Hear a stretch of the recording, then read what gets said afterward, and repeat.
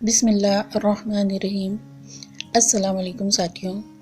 1 سال قبل ہم نے ایک ویڈیو اپلوڈ کی تھی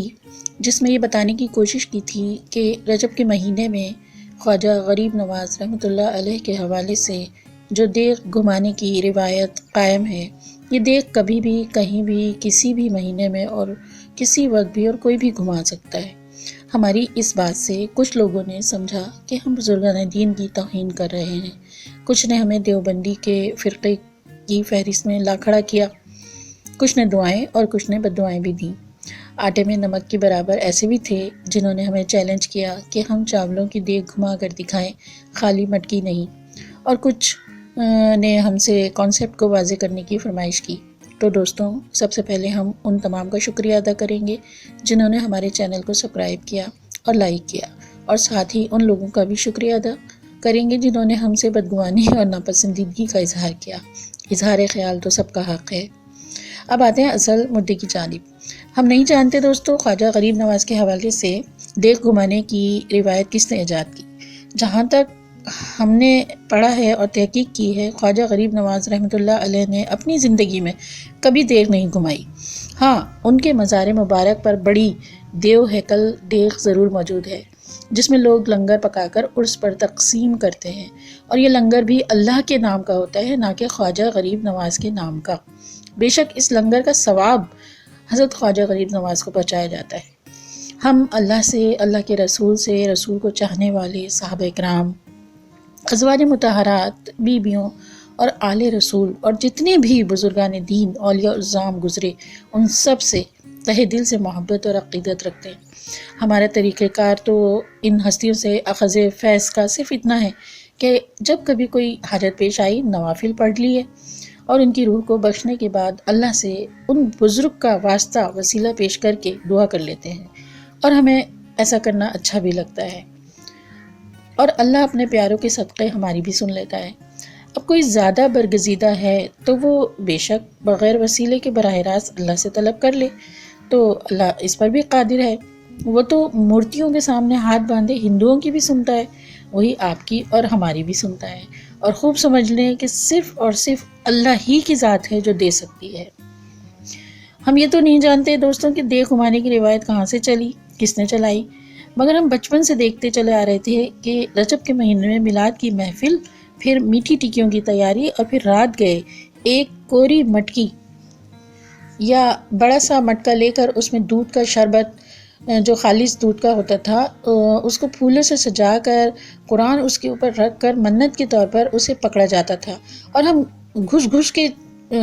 تجسس کے ساتھ حیران ہو کر یہ منظر دیکھتے کہ مٹکا بہت تیزی سے دائیں اور کبھی بائیں گھومتا۔ دائیں جانب گھومنے پر یہ رائے اخذ کی جاتی کہ منت جلد پوری ہوگی، بائیں جانب دیر سے پوری ہوگی، اور نہ ہونے پر ہم دیکھتے کہ مٹکا بالکل حرکت نہ کرتا تھا۔ ایک بار ہم نے بھی اس کو گھمانے کی خواہش اپنی والدہ سے کی کہ ہم امتحان میں پاس ہوں گے یا نہیں، تو ہم بڑے حیران ہوئے کہ مٹکا جو شربت سے بھرا ہوا تھا گھومنے لگا۔ یہ اسکول کا دور تھا۔ اس سارے پروگرام کو خواجہ صاحب کی جیگر کا نام دیا جاتا تھا۔ ہم یہ بچپن سے دیکھتے چلے آ رہے تھے، اور اب کافی سالوں سے ہم نے یہ دیکھا کہ چاولوں کی دیگ بھی گھمائی جاتی، اور شاید آئندہ زندگی میں بھی ہم اپنے بزرگوں کو دیکھتے ہوئے ہم بھی اسی چیز کے معتقد رہتے۔ لیکن دوستو، زندگی میں کچھ ایسا ہوا، ایسا گزرا کہ ہمیں صوفیہ اور صوفیزم کو سمجھنے کی تھوڑی بہت اللہ نے توفیق دی۔ ہم نے ان چیزوں کو پریکٹیکلی ٹچ کیا۔ ان چیزوں کے تانے بانے ظاہری چیزوں سے نہیں، دل سے اور روح سے جڑے ہوتے ہیں۔ تبھی یہ بات بہت اچھی طرح سمجھ آئی کہ کسی بھی چیز پر ذہنی ارتکاز یا توجہ شے میں حرکت پیدا کر سکتی ہے۔ میں واضح کر دوں کہ اللہ کا نور ہر سمت پھیلا ہے۔ آپ کا ذہنی ربط یا نقطہ خیال جو ہی اللہ کے نور سے ملتا ہے، آپ کے خیال کا کنیکشن اللہ سے جڑتا ہے، شے میں، حالات و معاملات میں حرکت پیدا ہونے لگتی ہے۔ اسی بنیاد پر دیگ، مٹکی، تسبیح حرکت کرتی ہے، جس سے آپ کو اپنا مقصد جاننے میں مدد ملتی ہے۔ یہ ایک فعل سے زیادہ اور کچھ بھی نہیں ہے۔ کوئی بھی اس کو اپلائی کر سکتا ہے اس اصول کے تحت، اور مٹکی، دیگ، تسبیح کبھی کہیں بھی کسی بھی وقت کسی مہینے میں بھی گھمانا کوئی بڑی بات نہیں ہے۔ میری آپ سے کمٹمنٹ تھی، چاولوں سے بھری دیگ حرکت کر کے دکھاؤں گی۔ میں نے شعبان کے مہینے میں اللہ کے نام پہ تقسیم کرنے کے لیے ایک دیگ بنوائی چاولوں کی، اور اس پہ میں نے ایکسپریمنٹ کیا ہے کہ میں آپ کو دکھاؤں کہ دیکھیں یہ تو شعبان میں بھی گھوم رہی ہے۔ اور نہ صرف میں نے کیا بلکہ میں نے ایک دو سے اور بھی اس پہ ایکسپریمنٹ کروایا۔ وہ لوگ جو بڑی عقیدت سے خواجہ غریب نواز کی دیگیں اٹھا چکے تھے، مطلب وہ اس پہ منتیں مان چکے تھے، میں نے جب ان سے یہ بات کہی کہ آپ لوگ گھمائیں، یہ کچھ بھی نہیں ہوگا، یہ ایک فعال ہے، بس نہ ہی آپ کو اس کی منت ماننی ہے، نہ ہی آپ نے مزید اس میں کوئی دیگیں پکانی ہے، تو لوگوں کو بہت حیرانی ہوئی۔ جن لوگوں میں نے بلایا اس چیز کے لیے کہ آپ یہ کانسیپٹ بدلیں، آپ بے شک حضرت خواجہ غریب نواز کے عرس پہ یا عرس کے علاوہ بھی ان کو ایصال ثواب پہنچانے کے لیے لنگر کریں، تقسیم کریں کھانا، پیسے ان کی ثواب پہنچانے کے لیے دے سکتے ہیں، کسی غریب کو کبھی بھی دے سکتے ہیں، یا آپ عرس کے موقع پہ بھی کر سکتے ہیں۔ لیکن یہ دیگ کا جو کانسیپٹ ہے یہ صرف اور صرف فعال سے زیادہ اور کچھ بھی نہیں ہے، اور یہ کبھی بھی کر سکتے ہیں آپ لوگ۔ تو کچھ لوگوں کو تو ابھی بھی میری یہ بات سن کے شاید بہت سے لوگوں کو شوق پہنچے اور کوئی اس کو نہ بالکل بھی قبول نہ کرے میری بات کو، لیکن میں نے ایسا کیا اور میں نے لوگوں کو بتایا کہ دیکھیں آپ، اور کچھ لوگوں نے ایکسپریمنٹ بھی کیا، یہاں تک کہ ایک بچے نے بھی ایکسپریمنٹ کیا اور وہ بالکل اس چیز پہ بلیو نہیں کرتا تھا۔ اس کی بھی میں رائے آپ کو اپنی ویڈیو میں دے رہی ہوں،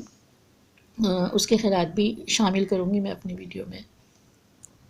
کیونکہ میں نے یہ دیکھ کوئی منت کے لیے یا کسی قسم کی نظر نیاز کے لیے نہیں بنوائی تھی، یہ تو میں نے صرف اور صرف اللہ کے نام پہ کھانا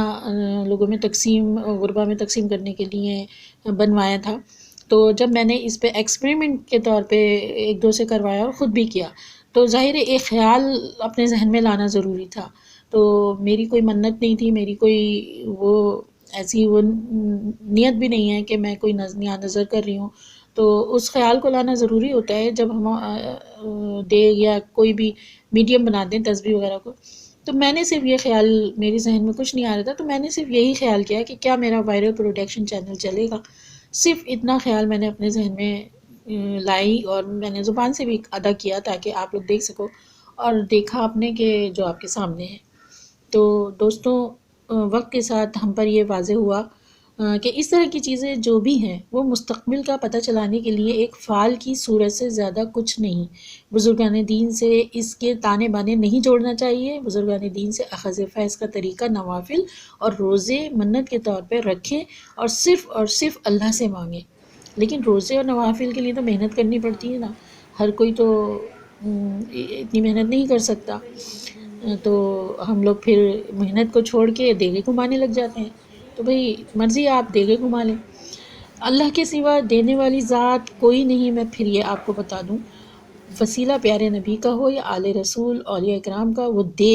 دینے کی گنجائش ضرور ہے، لیکن دیگیں گھمانا، گانوں کی شکل میں نعتیں پڑھنا، ڈھول تماشے بجا کر تماشے لگانے سے صرف اہل سنت پر حرف آتا ہے دوستوں۔ کیونکہ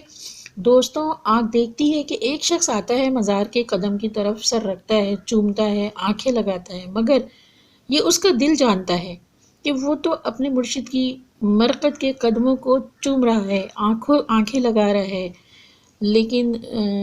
دیکھنے والی آنکھ، سوچنے والا دماغ سوچتا ہے کہ ارے یہ کیسا مشرک ہے جو مرقد کو سجدہ کر رہا ہے۔ تو کیوں نہ ہم ایسے کاموں سے بچیں جو مسلمانوں میں نفرت یا تفریق پیدا کر رہے ہیں، بزرگوں کا ادب کریں، عقیدت سے عرس منائیں، مگر ایسے کہ جیسے منانے کا حق ہے۔ امید ہے آپ لوگوں کو میرا نظریہ، میرے کانسیپٹ واضح ہو گئے ہوں گے۔ باقی آپ اپنی مرضی کے مالک ہیں، آپ جیسا چاہیں آپ اپنے نظریات اور عقائد کو فالو کر سکتے ہیں، نہ تو میرا اصول یہ ہے کہ نہ کسی کے عقیدے کو چھیڑو، نہ اپنا میں یہ کہنا چاہوں گا کہ یہ دیگ میں نے شعبان کے مہینے میں گھمائی تھی، تو یہ خواجہ صاحب کی دیگ، لوگ بولتے ہیں کہ خواجہ صاحب کی دیگ ہے تو اسی مہینے میں گھمائیں، ایسا نہیں ہے، آپ کسی بھی مہینے میں گھما کے تجربہ کر سکتے ہیں۔ اور اس کے علاوہ اگر آپ کو کچھ مانگنا ہے بزرگوں سے تو آپ ان کے وسیلے سے مانگیں، ڈائریکٹلی بزرگوں سے نہ مانگیں، وہ نہیں دے سکتے۔ ان کے وسیلے سے اگر مانگیں گے کہ آپ کے کہ آپ اللہ تعالیٰ سے درخواست کریں، اس طریقے سے وسیلے سے مانگیں گے تو آپ کی دعائیں قبول ہو سکتی ہیں، لیکن اس طریقے سے کرنا اس کی وجہ سے یہ ہوتا ہے کہ وہ غلط چیز ہے، اس طریقے سے نہیں کرنا چاہیے، اور آپ اپنے مذہبی رہنماؤں سے اس بارے میں مزید تفصیلات سے پوچھ سکتے ہیں۔ چلو اس کے علاوہ میں یہ کہنا چاہوں گا کہ میں ان چیزوں پہ یقین نہیں کرتا تھا، لیکن میں نے کی تجربے کے طور پہ، تو میں یہ کہوں گا آپ سب کو کہ آپ محنت کریں اور اس کے ساتھ اللہ تعالیٰ سے دعا کریں۔ ان چیزوں پہ نہیں لگ جائے گا کہ آپ پورا یقین ان چیزوں پہ کر لیں اور محنت نہ کریں، آپ محنت کے ساتھ پھر اللہ تعالیٰ سے دعا کریں تو یہ کہ آپ کا کام ہو سکتا ہے۔ بس میں نے تو ایک تجربے کے طور پہ کیا تھا کہ یہ کام ہوتا بھی ہے یا نہیں ہوتا، اس طریقے سے دیکھ گھومتی بھی یا نہیں گھومتی، اور وہ دیکھ گھومی، تو میرا صرف تجربہ تھا یہ، لیکن اس کا مقصد یہ نہیں کہ آپ بھی ان فالوں پہ لگ جائیں اور آپ بھی صرف